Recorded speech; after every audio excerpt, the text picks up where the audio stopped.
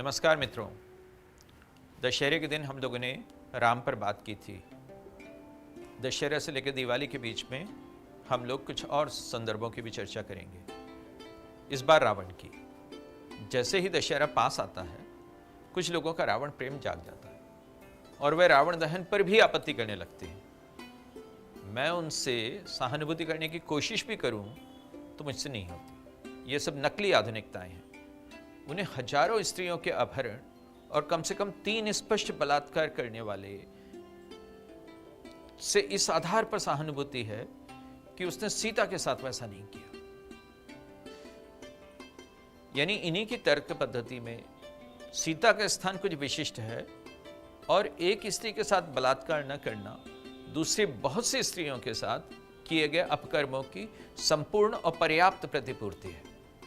ऐसे लोगों के नैतिक मानदंडों पर टिप्पणी करना तो मुझे सुहाता नहीं है, लेकिन इनके विधिक ज्ञान के स्तर पर मुझे जरूर आश्चर्य होता है, इनके लीगल नॉलेज पर। ये वो लोग हैं जो रावण दहन पर आपत्ति करते हैं पर कुंभकर्ण दहन पर नहीं करते, जबकि कुंभकर्ण का चरित्र रावण से कई गुना बेहतर है। जब रावण कुंभकर्ण को जगाकर उसे युद्ध की परिस्थितियां बताता है तो कुंभकर्ण क्या कहता है? बड़े मार्मिक शब्द हैं कि हे भ्राता, तुम्हें अपने कर्मों का फल मिल गया। जैसे कर्मी पुरुष का नरक निवास तय है, वैसे ही सीता हरण रूपी दुष्कर्म का फल तुम्हें मिलना अवश्यंभावी था। तुमने बल के दर्प में नीति अनीति का विचार छोड़ दिया। पाप कर्म संस्कारहीन अग्नि में भविष्य हैं, सिर्फ दुख के कारण। धर्म, अर्थ और काम तीनों से धर्म ही श्रेष्ठ है, इसलिए धर्म का ही पालन करना चाहिए। पशु बुद्धि लोग तुम्हारे मंत्री हो गए। वे अपने शास्त्र के अर्थ को जाने बिना अपनी धृष्ट बातों से तुम्हें भरमा रहे। तुमने छल पूर्वक पर स्त्री हरण आदि अनुचित कार्य किए बिना हमसे परामर्श किए।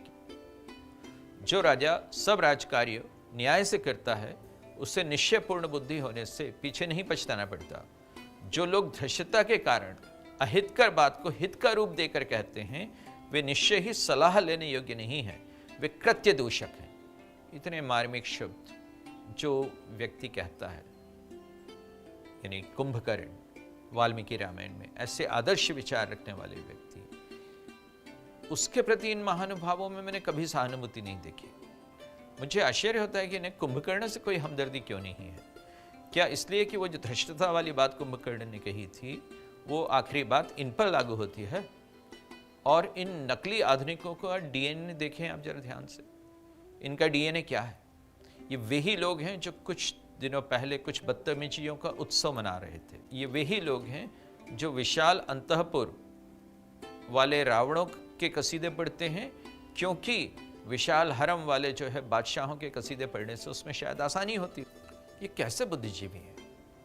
रावण जैसे सीरियल रैपिस्ट की, जिसने कि वेदवती से, रंभा से और उस जैसी हजारों स्त्रियों के साथ जो है जबरदस्ती की, इस आधार पर तारीफ करने से नहीं चूकते कि उसने एक सीता का बलात्कार नहीं किया था, सीता को छुआ नहीं। भले ही उसके पीछे वाल्मीकि रामायण कारण जो है कुछ दूसरे बताती हो, एक शाप की कथा कहती हो जो कि रंभा ने दिया था, लेकिन उन सब चीज़ों को छोड़कर इनको ये बहुत पर्याप्त लगता है कि रावण इतना अच्छा था कि उसने सीता को टच नहीं किया था।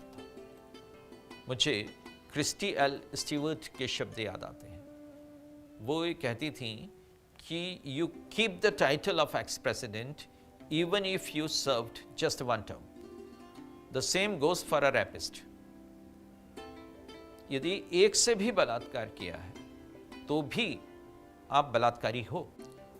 और हमारी इस वोक इंटेलेक्चुअलिटी में, हमारी इस आधुनिक बुद्धिजीविता में एक बलात्कार न करने पर रावण की तारीफों के पुल बांधे जाते हैं। सीता के ट्रॉमा की परवाह किए बगैर, उस 2 माह की अवधि की परवाह किए बगैर जो रावण ने सीता को तय करने के लिए दी थी, और जिसमें सीता न जाने कितनी बार मरी होंगी, कितनी बार कितनी निराशाओं से, कितने अवसाद से गुजरी थी। ये तो वाल्मीकि रामायण बताती है हमें कि कैसे जो है सीता स्वयं आत्महत्या के लिए प्रस्तुत हो गई थी। हमारे बुद्धिजीवी, मैंने देखा कि कभी रावण को द्रविड़ अस्मिता का डिफेंस उपलब्ध कराते हैं, कभी सबाल्टर्न का डिफेंस उपलब्ध कराते हैं। ये वही मनस्थिति है जो अकबर जैसे परवर्ट को अकबर द ग्रेट कहलाने के लिए प्रेरित करती है और उसे सेकुलरिज्म का संरक्षण देती है। रेप कल्चर एक दिन में नहीं बनती, उन सहिष्णुताओं में बनती है जो हम लोग रैपिस्ट को उपलब्ध कराते हैं। रैपिस्ट के लिए ज़रूरी नहीं होता कि वो किसी जो है लड़की को सड़क पर एकांत में जाता हुआ देखे और उसके साथ जो है ज़बरदस्ती करे। यदि कोई अपनी पर्ण कुटीर पर भी बैठा हो तो भी रैपिस्ट वहाँ पहुँच जाएगा। ये सीता प्रसंग से, सीता अपहरण प्रसंग से स्पष्ट होता है। वाल्मीकि द्वारा कहीं उल्लिखित न करने पर भी आप देखिए कि लक्ष्मण रेखा की गप जो है कैसी गढ़ी गई। अभी मैं दशहरे के दिन देख रहा था कि एक किसी व्यक्ति ने एक संदेश दशहरे पर दिया और वो ये था कि never draw a line around a women, happy Dussehra, ये लिखा हुआ था। जैसे कि लक्ष्मण रेखा खींचने से ही सीता का अपहरण हुआ हो। लक्ष्मण रेखा वाल्मीकि रामायण में कहीं उल्लिखित नहीं है, वो बाद की कथाओं में जो है आती है, मूल कथा में कहीं भी नहीं है। तो एक स्त्री का सर्वशुद्ध कदम भी बाहर धरना जो है लोग गलत बताते हैं, और एक पापात्मा का करोड़ों कदम चलकर स्त्री के पास बदनीयत से पहुंचना उसकी रक्षा करते हैं। उस एक अकेली स्त्री का, उसको अकेला पाकर अपहरण करना किसी अस्मिता की स्थापना हो जाता है। यानी ये विचित्र समय है जब महिषासुरों की हिमायत में एक विश्वविद्यालय के परिसर में बफेलो नेशनलिज्म का उद्घोष किया जा रहा है और दुर्गा को वैश्य बताया जा रहा है। क्या ये लोग जो हैं अदालतों के उन वकीलों की तरह नहीं दिखाई देते जो अपने मुवक्किल के डिफेंस में सामने वाले का कैरेक्टर इम्पीच करते हैं?